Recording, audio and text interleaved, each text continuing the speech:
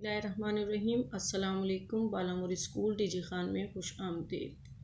उम्मीद करती हूँ कि आप सब बच्चे ठीक होंगे और अच्छे से पढ़ाई कर रहे होंगे और अपने वालिदैन और अपने बड़े बहन भाइयों का कहना मान रहे होंगे। तो चलिए आज हम नज़म पढ़ते हैं कायद आज़म रहमतुल्लाह अलैह। कायद आज़म रहमतुल्लाह अलैह। कायद आज़म जिंदाबाद। रुतबा तेरा आली है, तेरी शान निराली है।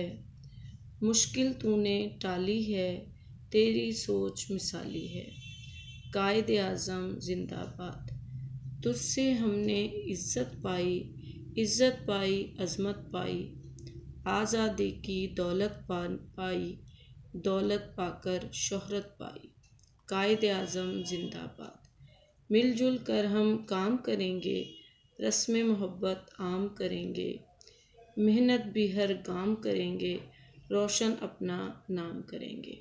कायद आज़म जिंदाबाद। ये देखें कायद आज़म की तस्वीर है, मीनार पाकिस्तान बना हुआ है और ये कायद आज़म का मज़ार है जो कि कराची में है। इस नज़म की में से आपकी मिला भी आएगी। जो मुश्किल अल्फाज हैं इन्हें अच्छे से आपने तैयार करना है और अच्छे से इसकी रीडिंग करनी है अपने बड़े बहन भाई या अम्मी अब्बू की मदद से। अल्लाह हाफिज़। अपना ख्याल रखिएगा। शुक्रिया।